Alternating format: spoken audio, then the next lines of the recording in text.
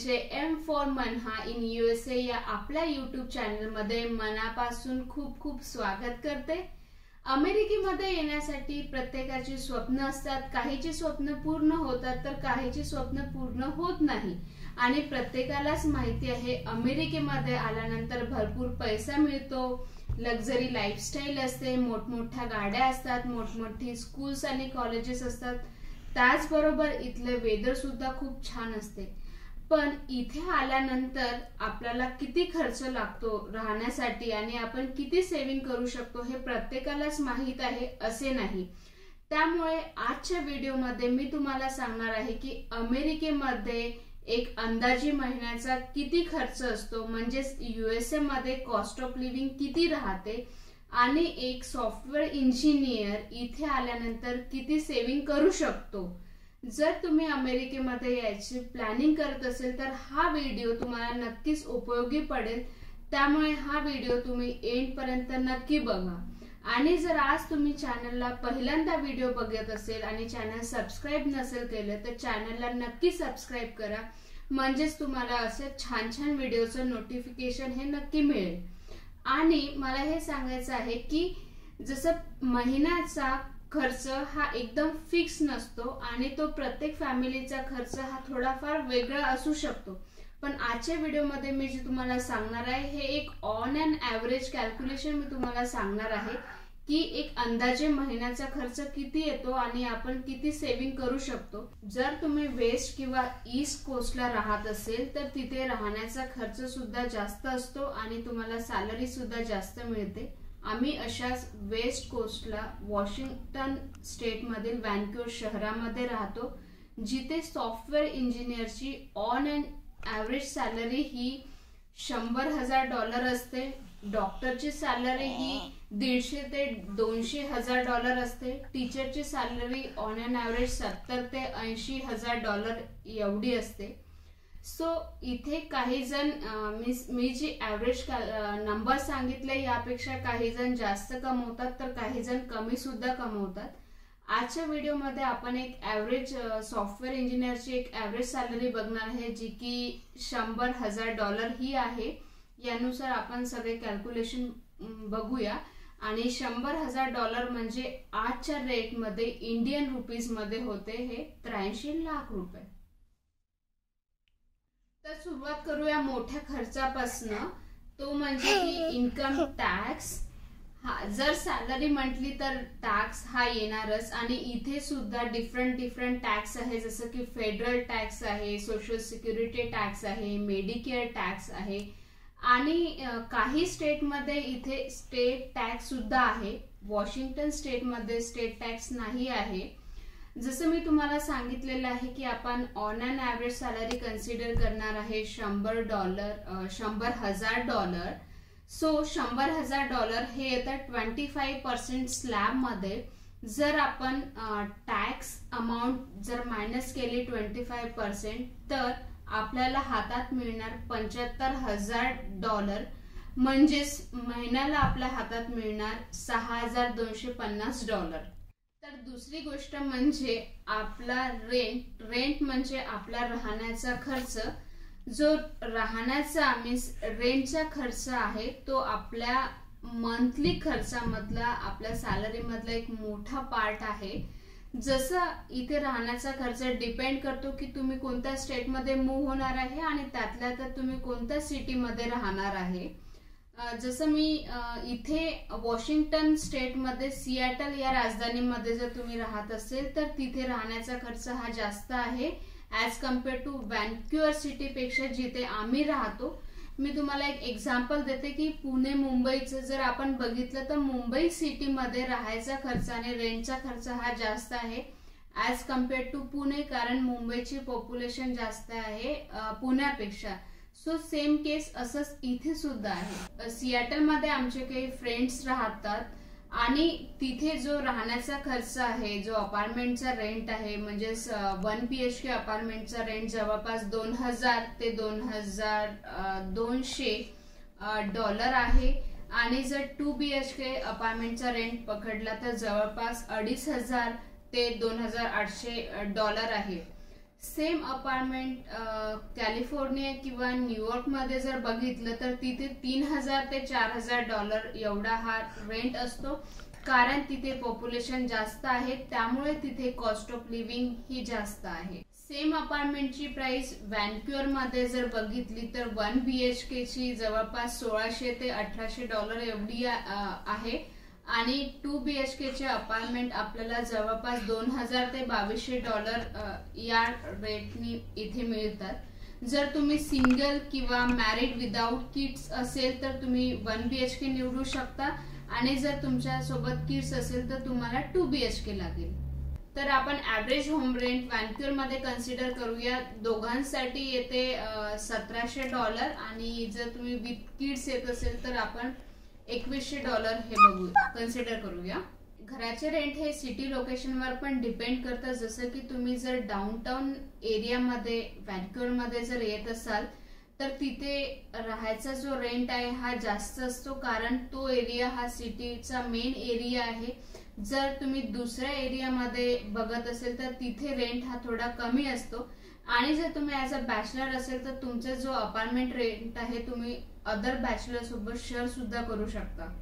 Rent बद्दल आम्ही एक विशेष गोष्ट इथे ऑब्झर्व केली, ती म्हणजे इथे जे रेंट्स आहे ते डिपेंड करतं स्कूल डिस्ट्रिक्टवर. तसंच जर तुम्ही समर मध्ये मूव्ह होत असाल म्हणजे मे टू ऑगस्ट पर्यंतच्या पिरियड मध्ये, तर त्या सीझन मध्ये हे जे रेंट्स आहे ते थोडे जास्त असते ऍज कम्पेअर टू बाकी सीझन मध्ये. त्याचे कारण असे की समर मध्ये स्कूल स्टार्ट होण्याच्या आधी जी अपार्टमेंटची डिमांड आहे ही जास्त असते. आम्ही जेव्हा इथे विंटर मध्ये आलो होतो तेव्हा 1 BHK अपार्टमेंटचा रेंट हा $1600 एवढा होता आणि हाच रेंट स्कूल स्टार्ट व्हायच्या लास्ट मंथला जवळपास $1750 ते $1800 हा एवढा होता. घर घेतल्यानंतर तिसरी गोष्ट म्हणजे येणार तुमचे युटिलिटीज बिल, ज्यामध्ये येईल तुमचं electricity bill, gas bill, water bill, sewage और trash bill, internet bill, mobile bills, then त्यानंतर रेंटर इन्शुरन्स बिल्स. या सगळ्या गोष्टी आता आपण बघूया. सुरुवात करूया वॉटर बिल म्हणजेच पाण्याच्या बिलापासून. सो यामध्ये काही अपार्टमेंट मध्ये जे वॉटर बिल आहे हे फिक्स आहे, तर काही अपार्टमेंट मध्ये हे बिल डिपेंड करतं तुमच्या वापरावर. जर तुम्ही कमी वापरत असेल तर कमी बिल येणार, जास्त वापरत असेल तर जास्त बिल येणार. सो आम्ही ज्या अपार्टमेंट मध्ये राहतो इथे पाण्याचे बिल हे फिक्स आहे, त्यामुळे हे आम्हाला $65 मंथली इथे येतं. नंतर येते इलेक्ट्रिसिटी आणि गॅस बिल, आणि हे जे बिल्स आहे हे डिपेंड करतं. आम्ही ज्या अपार्टमेंट मध्ये राहतो आम्हाला इथे फक्त इलेक्ट्रिक बिल येतं, कारण जे काही सगळे इक्विपमेंट आहे हे इलेक्ट्रिसिटीवर चालतात. काही अपार्टमेंट मध्ये गिझर आणि हीटर हे जे आहे ते गॅसवर चालतात, त्यामुळे तिथे सेपरेट बिल येतं इलेक्ट्रिक आणि गॅस बिल. जसं बघितलं तर उन्हाळ्यामध्ये हे जे बिल्स आहे हे कमी येतात ऍज कम्पेअर टू हिवाळा, कारण हिवाळ्यामध्ये वातावरण थंड असतं त्यामुळे आपल्याला हीटरची जास्त गरज पडते. जसं की आम्ही जेव्हा इथे मूव्ह झालो होतो विंटरमध्ये, त्यावेळेला बाहेर स्नो होता, वातावरण खूप थंड होतं, जवळपास हीटर 24 आवर्स चालू होते. त्यावेळेस आम्हाला बिल $120 एवढं आलं होतं मंथली, आणि तेच बिल आता समर मध्ये आम्हाला $50 एवढं येत आहे. सो या अंदाजाने आपण इलेक्ट्रिसिटी आणि गॅस बिलचं एक ऍव्हरेज कन्सिडर करूया $90. इलेक्ट्रिसिटी बिल नंतर येते सेवेज और ट्रॅश बिल, जो की आपला कचरा पिकअप करायची जी सर्व्हिस असते त्यासाठी. आणि अपार्टमेंट मध्ये हा जो कचरा आहे तो डेली किंवा अल्टरनेट डेला पिकअप केला जातो, आणि त्याचा जो सर्व्हिस बिल आहे हे मंथली जवळपास $20 ते $25 एवढं येतं. नंतर आहे रेंटर इन्शुरन्स. आपण जिथे राहतो तिथे आपल्याला एक रेंटर इन्शुरन्स घ्यावं लागतं, आणि त्याचा जवळपास मंथली जो रेंटर इन्शुरन्सचा खर्च आहे तो जवळपास $20 ते $25 एवढा असतो. रेंटर इन्शुरन्स म्हणजे काय, तर आपण ज्या घरामध्ये राहतो समजा तिथे चोरी झाली किंवा घराला आग लागली या अजून काही हानी झाली तर त्या रेंटल इन्शुरन्स मध्ये ते कव्हर केलं जातं, ते आपल्या सेफ्टीसाठी आहे. युटिलिटी मध्ये नंतर येणार तुमचं इंटरनेट बिल. इंटरनेट बिल हे तुमच्या वापरावर डिपेंड आहे. जसे की जर तुम्ही वर्क फ्रॉम होम करत असेल आणि तुम्हाला हाय स्पीड इंटरनेट डेटा लागत असेल तर तुमचं बिल थोडं जास्त असेल. आम्ही जे इंटरनेट प्लॅन घेतलेला आहे तो बेसिक एक्सफिनिटीचा प्लॅन आहे, ज्यामध्ये 200 MBPS डेटा हा असतो, ज्यासाठी आम्ही पे करतो $35. कारण मंगेश मोस्टली ऑफिसला जातो. जर तुम्ही वर्क फ्रॉम होम करत असेल आणि हाय स्पीड इंटरनेट डेटा तुम्हाला लागत असेल तर आपण एक ऑन अन ॲव्हरेज कन्सिडर करूया $50 ते $60. युटिलिटी बिलमध्ये येतं शेवटी मोबाईल बिल. जर तुम्ही माझा व्हिडिओ बघितला असेल याआधीचा अमेरिकेमध्ये आल्यानंतर पुढे काय काय करायचं, त्यामध्ये मी तुम्हाला सांगितलेलं आहे इथे 2 टाईपचे नेटवर्क असतात, एक प्रायमरी नेटवर्क आणि सेकंडरी नेटवर्क. जर तुम्ही प्रायमरी नेटवर्क यूज करत असेल आणि तुम्ही सिंगल प्रायमरी होल्डर असेल तर तुम्हाला मोबाईलचं मंथली बिल जवळपास $40 ते $50 एवढं येणार. आणि तुमच्या प्रायमरी नेटवर्क मध्ये जर तुम्ही अजून लाईन्स ऍड केला तर ईच लाईन तुम्हाला जवळपास $25 ते $30 एवढं येईल. त्या व्यतिरिक्त जर तुम्ही secondary network SIM card use करत असेल त्यामध्येही तुम्हाला जवळपास $20 ते $25 एवढ्यापर्यंत प्लॅन मिळतील. तर दोघांसाठी म्हणजेच कपलसाठी मंथली ऑन अन ॲव्हरेज आपण कन्सिडर करूया $50 एवढं. तर टोटल युटिलिटीचा खर्च महिन्याचा येतो $300 आणि हे आहे असं याचं कॅल्क्युलेशन. युटिलिटी नंतर येतो ग्रॉसरी म्हणजे तुमचा किराणा. हा पण डिपेंड्स करतं तुमच्या फॅमिलीवर आणि तुमच्या फॅमिलीमध्ये किती मेंबर्स आहे आणि तुमची खाण्याची लाईफस्टाईल काय आहे. जसं इथे नॉन व्हेजिटेरियन गोष्टी या स्वस्त आहे ॲज कम्पेअर टू व्हेजिटेरियन गोष्टी. आणि बघितलं फ्रुट्स किंवा व्हेजिटेबल हे सुद्धा रिलेटिव्हली इथे महाग आहे as compare to non vegetarian. आणि आपण एक अंदाज बघूया, जर तुम्ही दोघं असेल तर $300 एवढा मंथली ग्रोसरी लागेल. आणि जर तुम्ही विथ किड्स असेल मीन्स 2+2 तर आपण कन्सिडर करूया $500. ग्रॉसरी नंतर बघूया ट्रान्सपोर्टेशन. ट्रान्सपोर्टेशन मध्ये ते तुमची कार. आणि जर तुम्ही अमेरिकेमध्ये येत असेल इथे आल्यानंतर तुम्हाला ही कार घ्यावीच लागते, कारण काही मोजके प्लेसेस सोडले जसं की न्यूयॉर्क, न्यू जर्सी इथे पब्लिक ट्रान्सपोर्टेशन हे छान आहे. पण या व्यतिरिक्त जर तुम्ही दुसऱ्या प्लेसेसवर जात असेल तिथे विदाऊट कार सर्व्हाइव्ह करणे इम्पॉसिबल आहे, त्यामुळे कार ही आपल्याला लागेलच. आणि जसं तुम्हाला माहिती आहे की इथे इंटरेस्ट रेट हे खूप जास्त वाढलेले आहे आणि यूज कारच्या किमती सुद्धा हे जास्त आहे. इंटरेस्ट रेट हे तुमचं डिपेंड करते तुमच्या क्रेडिट स्कोर हिस्ट्रीवर. जर तुम्ही इथे नवीन आहे, फर्स्ट टाइम येत असेल तर तुमच्याकडे क्रेडिट कार्ड हिस्ट्री ही नसेल, त्यामुळे तुम्हाला इंटरेस्ट रेट जास्त पे करावं लागेल. आपण एक average monthly car EMI consider करूया जो की जवळपास $500. आणि हे पण डिपेंड करतं की तुम्ही कुठली कार घेणार आहे आणि डाऊन पेमेंट तुम्ही किती करणार आहे. कार EMI नंतर कारचे अजून 2 एक्सपेन्सेस असतात. त्यामध्ये पहिला म्हणजे कार सोबत आपल्याला कार इन्शुरन्स घ्यावं लागतं. ते डिपेंड करतं तुमच्या USA मधील ड्रायव्हिंग हिस्ट्रीवर. जर तुम्ही इथे 4-5 वर्षापासून असेल, ऑलरेडी तुमची हिस्ट्री असेल तर तुम्हाला ते कमी खर्च लागेल इन्शुरन्सचा ॲज कम्पेअर टू जर तुम्ही फर्स्ट टाइम इथे मूव्ह झाले असेल तर. आणि त्यातल्या तर जर तुम्हाला चांगला कव्हरेज प्लॅन घ्यायचा असेल तर आपण एक ॲव्हरेज कन्सिडर करूया. पहिल्यांदा आपण मूव्ह होत असेल आणि थोडा चांगला प्लॅन आपण जर घेत असेल तर $175 ते $200 एवढा. कारचा दुसरा एक्सपेन्स म्हणजे येतो पेट्रोल. पेट्रोल म्हणजे इथे त्याला म्हणतात गॅस.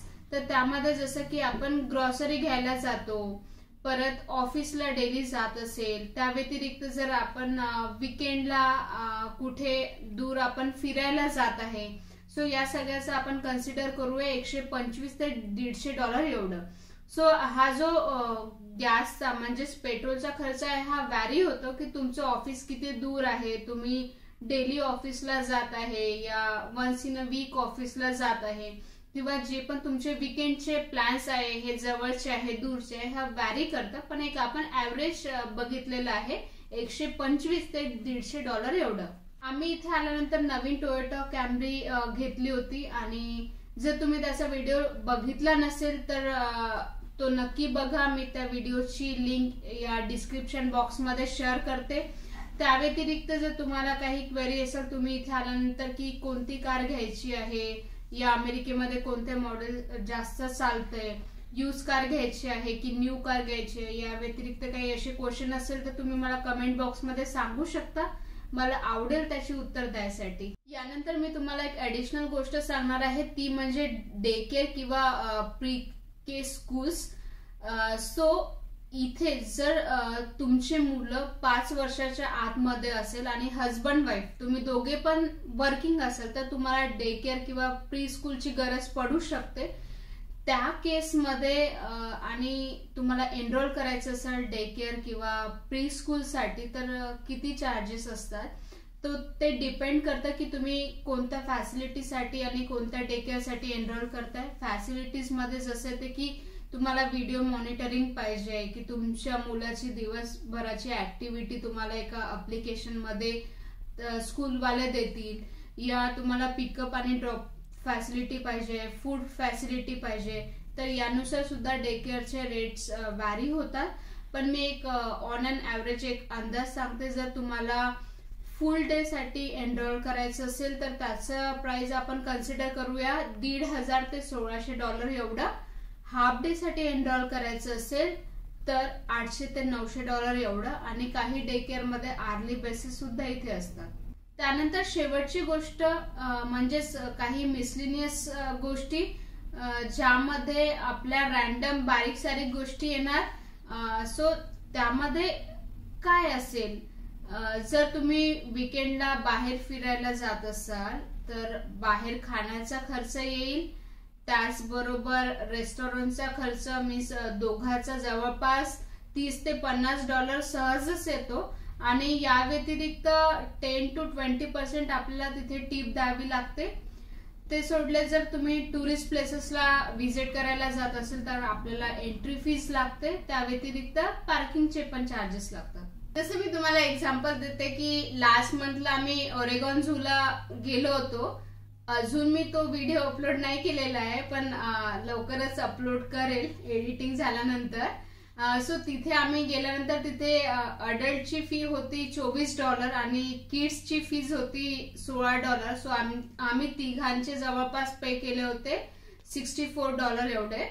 यानंतर जसं की तुम्हाला हेअर कट करायची आहे किंवा तुम्हाला पार्लरला जायचं आहे, जसं तुम्ही बघितलं की इंडियामध्ये जर आपण आयब्रो करायला गेलो तर $50 मध्ये होतं. पण इथे जर तुम्ही बघितलं तर आयब्रो साठी जर तुम्ही जासाल पार्लरमध्ये तर तुम्हाला $50 पे करावं लागतं. $50 म्हणजे इंडियन रुपीज मध्ये येतं आपले $4,000 फक्त आयब्रो साठी.